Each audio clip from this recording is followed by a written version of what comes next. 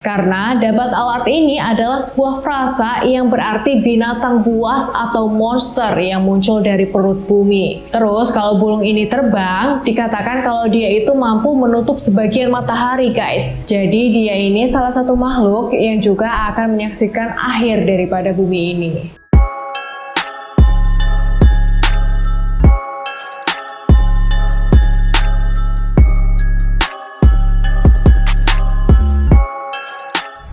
Kembali lagi bersama aku Indri Hanhan. Guys, sebelumnya aku mau mengucapkan marhaban ya Ramadan untuk teman-teman semuanya yang menjalankan ibadah puasa ya. Semoga puasanya lancar sampai Idul Fitri tiba.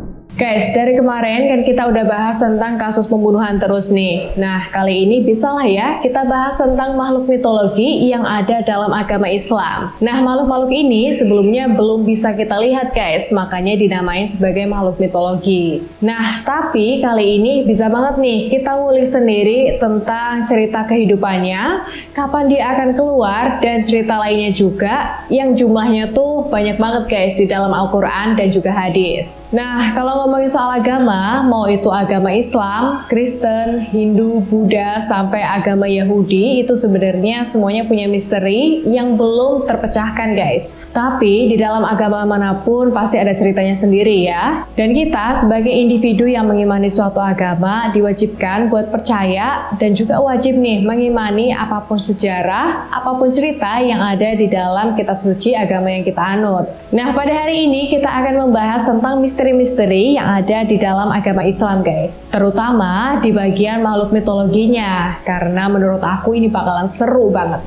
Nah, kita akan bahas satu persatu nih makhluk mitologi yang ada dalam kepercayaan umat Islam. Yang pertama adalah Azazil. Nah, mungkin kalian udah pernah dengar ya nama Azazil ini, atau mungkin kalian belum pernah dengar sama sekali. Nah, Azazil ini adalah nama asli dari iblis guys, dan Azazil ini adalah bapak dari semua bangsa jin. Jadi dia itu adalah nenek moyangnya bangsa jin gitu guys. Tapi guys, ada juga nih yang berpendapat kalau nama asli dari Azazil ini bukan Azazil, tapi adalah Al-Harits. Tapi kita akan fokus nih sama Azazil dalam syariat Islam ya. Nah, Azazil ini dipercaya sebagai seorang pemimpin dari kelompok syaitan guys. Baik itu setan dari kalangan jin maupun dari kalangan manusia. Setan, tapi kok ada kalangan jin, ada kalangan manusia? Maksudnya gimana ya? Setan ya setan, kalau sementara jin ya jin gitu guys. Bedanya, setan itu bertugas untuk menggoda manusia, sementara jin itu nggak kayak gitu. Nah, setan yang ada dari golongan manusia itu biasanya berasal dari manusia-manusia yang bersekutu dengan bangsa setan guys. Nah, dua golongan ini dipimpin sama si Azazil ini. Di dalam agama Islam diyakini sebelum adanya Adam, dikatakan Azazil inilah yang mengimami semua malaikat guys. Jadi sebelum dia memimpin para syaitan, dia itu sempat memimpin kaum atau golongan malaikat dengan sebutan Sayyid al-Malaikat atau imam para malaikat dan Khazin al-Jannah atau bendahara surga. Nah, kisah Azazil sebelum diazab oleh Allah Subhanahu wa Ta'ala memiliki wajah yang sangat cemerlang, good looking gitulah guys pokoknya. Dia ini memiliki 4 sayap dan dikaruniai banyak ilmu guys, rajin ibadah, dan juga dia ini bisa dikatakan sebagai sosok yang sangat dikagumi oleh para malaikat. Sampai-sampai dia itu jadi pemimpin malaikat karubin, dan masih banyak hal lain nih yang mengagumkan dari sosok Azazil ini. Nah, ketika Nabi Adam diciptakan oleh Allah Subhanahu wa Ta'ala, Azazil ini diminta buat tunduk nih sama Nabi Adam dengan cara bersujud gitu guys. Sayangnya Azazil ini menolak perintah Allah, dan akhirnya Azazil ini dapat murka dari Allah Subhanahu wa Ta'ala. Wajahnya yang good looking itu diubah jadi buruk rupa, mirip babi hutan guys. Nah, kebayangkan gimana jadinya kalau kita nggak tunduk sama Allah Subhanahu wa Ta'ala. Yang tadinya good looking aja, wajahnya yang cemerlang ini langsung bisa berubah mirip kayak babi hutan gitu guys. Udah gitu ada taringnya juga, jadi bener-bener berubah 360 derajat guys. Berubah total sama wajah yang sebelumnya. Terus guys, Allah juga merubah kepalanya jadi kayak kepala unta, dan di bagian dadanya itu ada daging tumbuh yang menonjol sampai ke atas punggung guys. Kedua matanya juga terbelah di sepanjang wajahnya guys. Bahkan sampai lubang hidungnya itu juga terbuka lebar. Terus bibirnya itu dibentuk seperti bibir lembu. Taringnya keluar mirip kayak babi dangdutan gitu guys. Nah dia juga ada jenggot yang cuma tumbuh sebanyak 7 helai aja guys. Ini konyol banget ya. Si Azazel ini diberi hidup sampai hari kiamat nanti loh guys. Jadi dia ini salah satu makhluk yang juga akan menyaksikan akhir daripada bumi ini. Nah mungkin juga kita bisa lihat atau bahkan kita juga bisa ketemu sama sosok Azazel ini. Tapi jangan sampai lah ya. Makhluk kedua adalah buruk. Nah, makhluk yang satu ini mungkin terdengar asing di sebagian orang ya guys, karena jarang banget nih yang membahas tentang makhluk ini. Nah, buruk atau cahaya atau kilat adalah makhluk tunggangan yang ajaib guys, yang membawa Nabi Muhammad dari Masjid Al-Aqsa menuju ke Mi'raj guys, ketika peristiwa Isra Mi'raj itu terjadi. Nah, makhluk ini diciptakan oleh Allah Subhanahu wa Ta'ala, terbuat dari cahaya. Kalau dilihat dari kamus bahasa, maka kita akan menemukan istilah buruk yang diartikan sebagai binatang kendaraan Nabi Muhammad. Nah, bentuknya itu mirip kayak kuda yang biasa kita lihat guys. Tapi bedanya, di badannya buruk ini punya sayap yang ada di sebelah kanan dan kiri. Kalau kita nyari tahu tentang buruk di kamus umum, kita akan menemukan kalau dia itu punya arti sebagai burung cendrawasih, yang diartikan sebagai seekor burung dari surga atau bird of paradise. Nah, sebenarnya guys, buruk ini adalah sebuah istilah yang digunakan dalam Al-Quran dengan arti kilat. Jadi nggak jauh beda ya pengertiannya. Satu cahaya, yang satu artinya kilat. Salah satu ayat yang membahas tentang buruk ini terdapat pada surat Al-Baqarah ayat 26, dan di situ kalian bisa baca-baca nih pengertian tentang buruk ini menurut kepercayaan orang Muslim.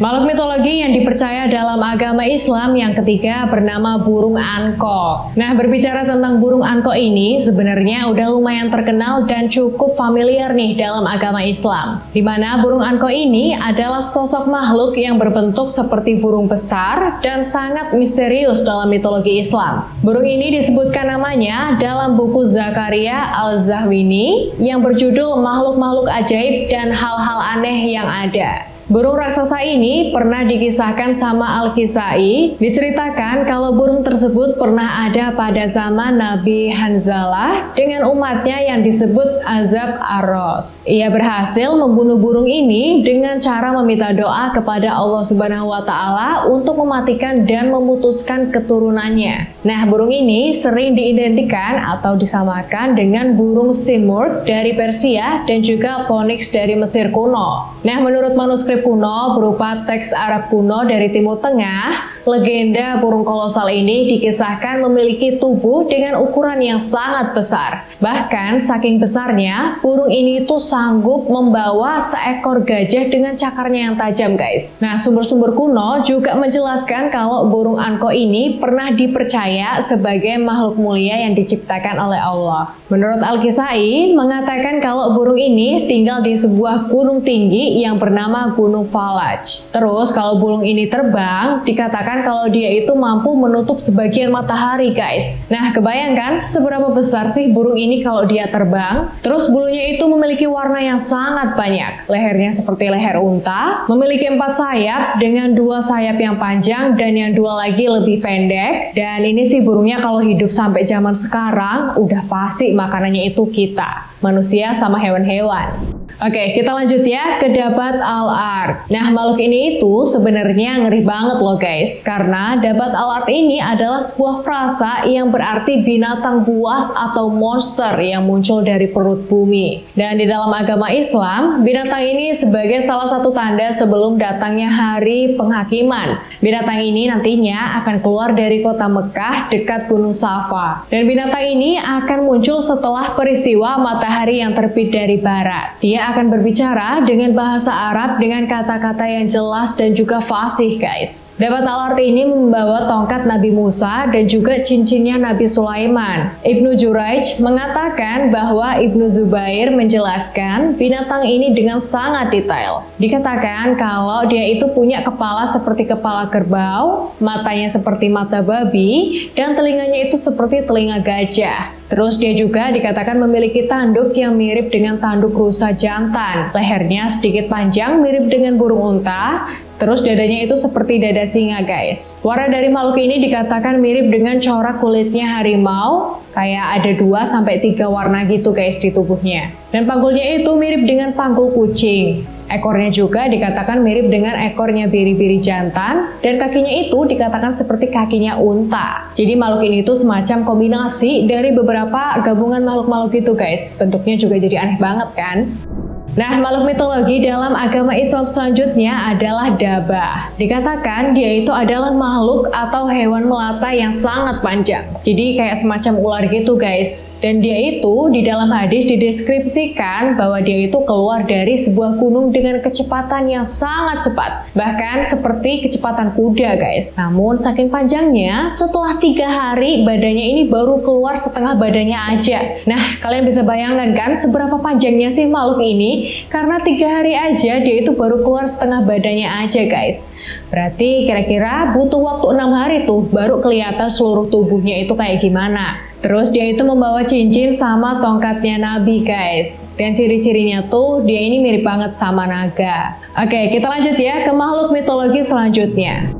Nah, makhluk mitologi selanjutnya ini udah sangat terkenal guys, karena udah sering diucapkan dan juga sering disebut-sebut. Apalagi sebagai umat muslim, kita itu diwajibkan untuk percaya dan beriman kepada apa yang sudah ditulis dalam kitab Al-Quran dan juga hadis. Nah, makhluk selanjutnya adalah Ya'juj Ma'juj, yang sudah dideskripsikan seperti manusia yang memiliki kemampuan fisik yang sangat kuat dan juga sangat rakus guys. Nah, ternyata Ya'juj Ma'juj ini udah ada sejak zaman Rasulullah loh. Tapi mereka ini terhalang sama sebuah tembok besar yang dibangun oleh Zulkarnain. Ada yang menyebutkan dia ini berbentuk seperti manusia dan juga ada yang menyebutkan bentuknya itu seperti raksasa, suatu bangsa atau suatu negeri. Ya'juj dan Ma'juj ini muncul dalam banyak mitos atau cerita rakyat di berbagai negara guys. Ya'juj dan Ma'juj adalah 2 bangsa yang sangat besar jumlahnya. Mereka ini masih keturunannya Nabi Adam dan sebagaimana dijelaskan dalam hadis sahih Bukhari dan juga Muslim,